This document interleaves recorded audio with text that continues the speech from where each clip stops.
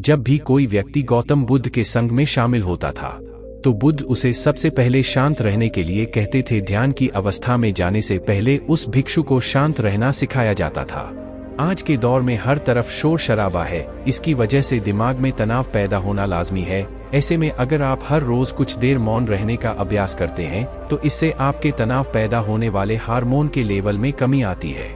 इससे आपका दिमाग शांत होता है, गुस्सा नियंत्रित रहता है और तनाव बढ़ाने वाले हार्मोन्स का लेवल घटता है। आज के इस वीडियो में हम जानेंगे कि किन मौकों पर हमें शांत रहना है और किन मौकों पर हमें बोलना है और शांत रहने से हमारे अंदर क्या बदलाव आ सकता है। दोस्तों, संध्याकाल का समय था। गुरु अपने सभी शिष्यों को बुलाते हैं और कहते हैं, कल सुबह सब लोग नदी में स्नान करने के बाद तुरंत हमारी कुटिया के सामने उपस्थित हो जाना। सभी इससे हैरान रह जाते हैं कि हम लोगों ने कुछ गलती की है क्या, लेकिन खुद से यह कहते हैं कि हो सकता है कि गुरुजी कल सुबह कुछ अच्छी बात बताने वाले हैं।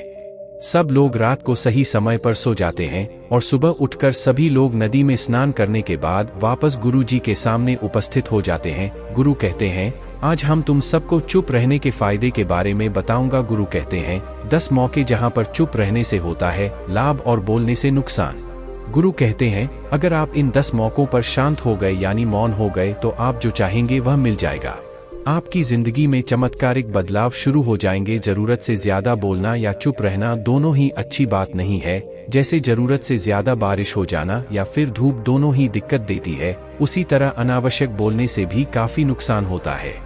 गुरु कहते हैं कि पहला ऐसा मौका जहां पर व्यक्ति को चुप रहना चाहिए, बिना तथ्य के ना बोले। गुरु ने कहा, अगर आपके पास कोई तथ्य नहीं है तो वहां चुप रहने में ही भलाई है। चुप बैठने से दिमाग में नई कोशिकाओं का निर्माण होता है और इससे ज्ञान की वृद्धि होती है। बोलने में भलाई वही है जहां आपको किसी चीज के बारे में पूरा ज्ञान हो। अगर आप बिना तथ्य के कहीं बोलते हैं या फिर बेवजह बोलते हैं तो आपका वहां मजाक भी बन सकता है। अगर आपके पास पर्याप्त जानकारी नहीं है, ऐसी जगह पर बोलने से आपका मजाक तो बनेगा, साथ ही साथ लोगों का भरोसा भी आपसे उठने लगेगा। इसलिए ऐसी जगह पर शांत रहो जहां तुम्हें पता ना हो कि क्या बोलना है क्या नहीं। कई बार कुछ लोग ऐसे होते हैं जो हर जगह अपनी उपस्थिति बताने लगते हैं। उन्हें पता नहीं होता है कि हमें क्या बोलना है, लेकिन फिर भी बोलते जाते हैं और फिर बाद में दूसरे लोग उनके जाने के बाद उनका मजाक उड़ाते हैं। जब तक आपको उस तथ्य के बारे में अच्छा ज्ञान नहीं है, उसके बारे में पता नहीं है, तो वहां चुप रहना ही ज्यादा समझदारी है। गुरु ने कहा, दूसरा ऐसा मौका जहां पर व्यक्ति को चुप रहना चाहिए, शब्दों से पहुंचे ठेस।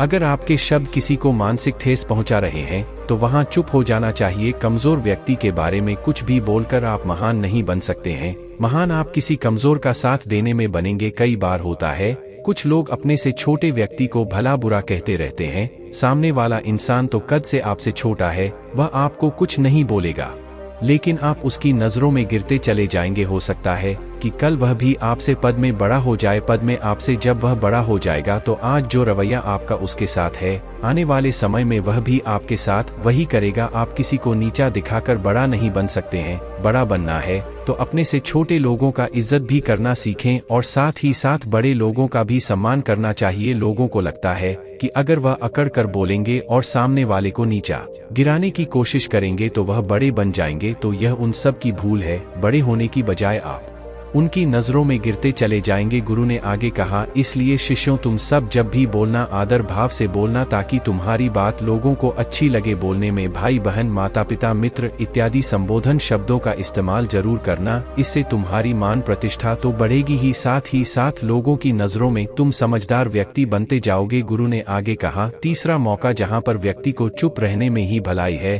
क्रोध या घृणा करने वाले लोग। जब कोई अपना या सगा संबंधी आप पर क्रोध कर रहा हो, आपका अपमान कर रहा हो, तो आपको उस वक्त चुप रहना चाहिए ताकि सामने वाले का गुब्बारा पूरी तरह से फट जाए। आप यदि सही हैं तो उसे कतई माफी ना मांगे और चुप रहकर ही सही समय का इंतजार करें। वह खुद आपसे माफी मांग लेगा जब उसे अपनी गलती का एहसास हो जाएगा। गुरु आगे कहते हैं कि अगर आपका कोई सगा संबंधी आप पर क्रोध कर रहा हो और आप उस समय शांत हैं, तो यह आदर सम्मान देने की निशानी होती है। इससे ना कोई छोटा होता है और ना ही बड़ा। अगर आपको क्रोध आ रहा है तो आप या तो वहां से किसी का अनादर किए बिना चले जाएं या फिर चुप रहे। क्रोध करने से आपके रिश्ते खराब होंगे। क्रोध करने से हमेशा क्रोध करने वाले व्यक्ति का ही बुरा होता है। गुरु आगे कहते हैं कि एक बार की बात है, एक सांप जंगल से भागते हुए किसी राजा के घर में पहुंच गया। लोगों ने छेड़खानी की तो वह बहुत ही गुस्सा हो गया, जिससे घर में जो तलवार पड़ी हुई थी उसी को लपेटकर कसने लगा और धीरे धीरे उसका पूरा शरीर कट गया। ठीक उसी प्रकार हमारा गुस्सा भी हमारे शरीर को तलवार की भांति काटता रहता। गुस्सा ध्यान से खत्म होता है।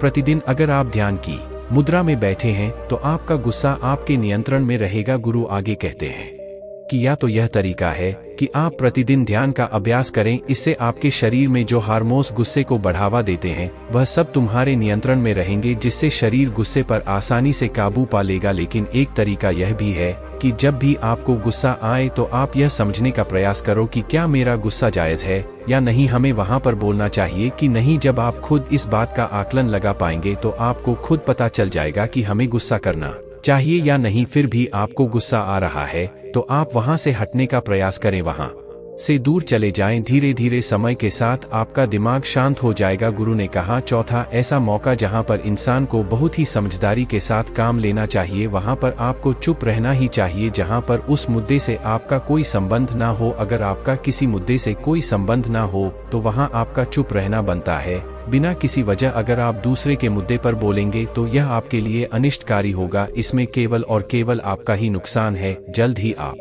किसी दो लोगों के बीच हो रहे विवाद में जल्दी अपनी टांग न डाले। अगर सामने वाला आपको बुला रहा है अपना झगड़ा शांत करवाने के लिए तो ही आप वहां पर जाएं। किसी की व्यक्तिगत जिंदगी में दखल अंदाजी नहीं देनी चाहिए जब तक कि वह व्यक्ति आपको नहीं बुलाता है अपने झगड़े को शांत करवाने के लिए। कुछ लोग फालतू में दूसरे के विवाद में कूद पड़ते हैं, इससे उनके मान सम्मान मर्यादा पर लोग उंगली उठाने लगते हैं। गुरु कहते हैं कि 10 मौकों में 5वां ऐसा मौका जहां पर व्यक्ति को बहुत ही समझदारी के साथ चुप रहना चाहिए। आपके शब्दों से किसी मित्र को हानि ना पहुंचे। अगर आपके शब्द सामने वाले के परिवार या मित्रों की प्रतिष्ठा के बारे में बुरी झलक दिखा रहे हैं तो आपको चुप रहना चाहिए। किसी के परिवार या फिर मित्र के बारे में बुरा बोलने से केवल आप ही बुरे बनेंगे। जो चीज आसानी से खत्म की जा सकती है उसे अपने शब्दों से बड़ा ना करें। बिना चिल्लाए बात करने का प्रयास करते रहना चाहिए। अगर आप बिना चिल्लाए कोई बात नहीं कह सकते तो आपका चुप रहने में ही भलाई है। किसी पर चिल्लाने से आपके व्यवहार के बारे में पता चलता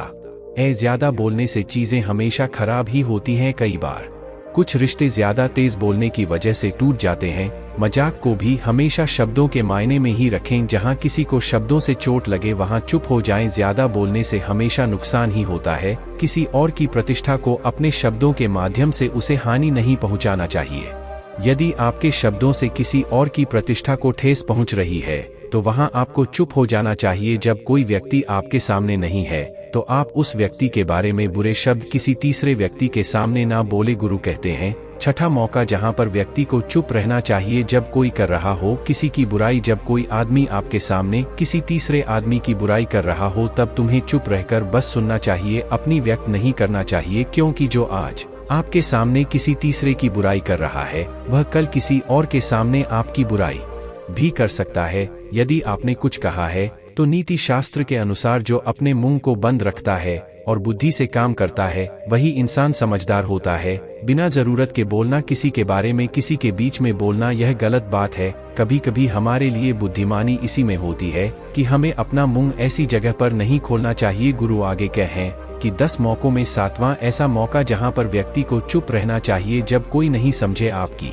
भावना। यदि आपको लग रहा है कि कोई व्यक्ति आपकी भावना, दुख या परेशानी को शब्दों में नहीं समझ रहा यदि आपको लग रहा है कि सामने वाला व्यक्ति आपकी भावना या दुख को या आपकी जो परेशानी है उसको वह समझ नहीं पा रहा है या समझने का प्रयास ही नहीं कर रहा है या वह आपको ध्यान से सुन ही नहीं पा रहा है तो ऐसे व्यक्ति के सामने आप चुप ही रहे। क्योंकि ऐसे लोगों को आपकी भावना या दुख से कोई मतलब नहीं होता है। ऐसे लोगों को अपना राज बताकर आप पछताएंगे ही बाद में। इसलिए हर किसी को अपने मन की बात नहीं बतानी चाहिए। अगर आपको लग रहा है कि सामने वाला आपकी बात को नहीं समझ पा रहा है, आपकी भावनाओं को नहीं समझ पा रहा है तो वहां पर आपको नहीं बोलना चाहिए। क्योंकि आज में आपका मजाक ही बन जाएगा। जब आपको लगने लगे कि सामने वाला आपकी भावनाओं को ठीक तरीके से समझ रहा है, आप जो कह रहे हैं वह ठीक से सुन रहा है, तभी आप उसे अपने बात कहे। गुरु कहते हैं कि 8वां मौका जहां पर आपको चुप रहना चाहिए जब कोई इंसान अपना दुख व्यक्त करे। यदि कोई इंसान अपने दुख या परेशानी को आपको बता रहा है तो इसका मतलब यह है कि वह आपको अपना समझ रहा है। ऐसे में तुरंत ही उसे समाधान बताने के बजाय चुप रहकर उसके दुख या समस्या को सुने। उसके दुख या समस्या को किसी और को ना बताएं। वह इसलिए नहीं बता रहा है कि उसकी समस्याओं का समाधान कर देंगे, बल्कि वह इसलिए भी बता रहा है कि सामने वाला उसकी बात को समझ रहा है। कई बार बताने से दुख कम हो जाते हैं। आपको अपना दुख इसलिए बता रहा होगा कि उसे लग रहा है कि आप उसकी बात को समझ रहे हैं। दुख बांटने से कम हो जाता है। इसलिए जब कोई व्यक्ति अपना दुख आपसे व्यक्त करें तो आप चुप रहकर उसकी बात को बहुत ही ध्यान से सुने, ताकि उसके दुख कम हो जाए, उसके मन का बोझ हल्का हो जाए, क्योंकि उसके मन में जो भी बातें थी वह आपको सब बता दिया। गुरु आगे कहते हैं कि 10 जगहों में 9वीं ऐसी जगह जहां पर आपको चुप रहना चाहिए, जहां पर दुष्ट प्रकृति के लोग रह रहे हो और गाली गलौज कर रहे हो, तो आप वहां पर मत जाइए। ऐसी जगहों से आप चुपचाप निकल जाएं, अर्थात अपनी प्रतिक्रिया दिए बिना आप वहां से चले जाएं, क्योंकि जिसकी जुबान खराब होती है, जो दुष्ट प्रकृति के लोग होते हैं, उनको आप ऐसे समय में नहीं समझा सकते हैं। जब उनका दिमाग पूरी तरह से शांत हो जाए तभी वह आपकी बात सुनेंगे। इसलिए जहां पर दुष्ट प्रकृति के लोग आपकी बात को ना मानते हो और ना ही सुनते हो, तो आपको वहां पर नहीं बोलना चाहिए। गुरु कहते हैं कि 10वां ऐसा मौका जहां पर आपको शांत हो जाना चाहिए। अपनी सफलता का राज हर किसी को ना बताएं। कई बार होता है कि कुछ लोग जो सफलता को बहुत ही जल्दी अर्जित कर लेते हैं, वे हर जगह अपनी सफलता का ढिंढोरा पीटने लगते हैं। ऐसे में क्या होता है कि कई लोग आपकी सफलता से खुश नहीं होते हैं। अगर आप अपनी सफलता का जबरदस्ती लोगों में ढिंढोरा पिटवा रहे हैं, तो लोगों की नकारात्मक ऊर्जा आपको प्रभावित कर सकती है। जब आप सफल होंगे तो सबको पता चल जाएगा कि आप सफल हो गए हैं। ढिंढोरा पीटने से नुकसान आपका ही होगा। इतना कहकर गुरु ने कहा, शिष्यों, आज के लिए बस इतना ही। अगर तुम सब मेरी इन 10 बातों को अपने जीवन में अपना लेते हो तो तुम सब काफी हद तक परेशानियों से बचे रहोगे। यहाँ से जाने के बाद मेरी यह बातें आपके जीवन किसी वरदान से कम साबित नहीं होंगी। दोस्तों, मुझे उम्मीद है इस वीडियो से आपको बहुत कुछ सीखने को मिला होगा। इस तरह के वीडियो देखने के लिए चैनल को सब्सक्राइब जरूर कर लेना।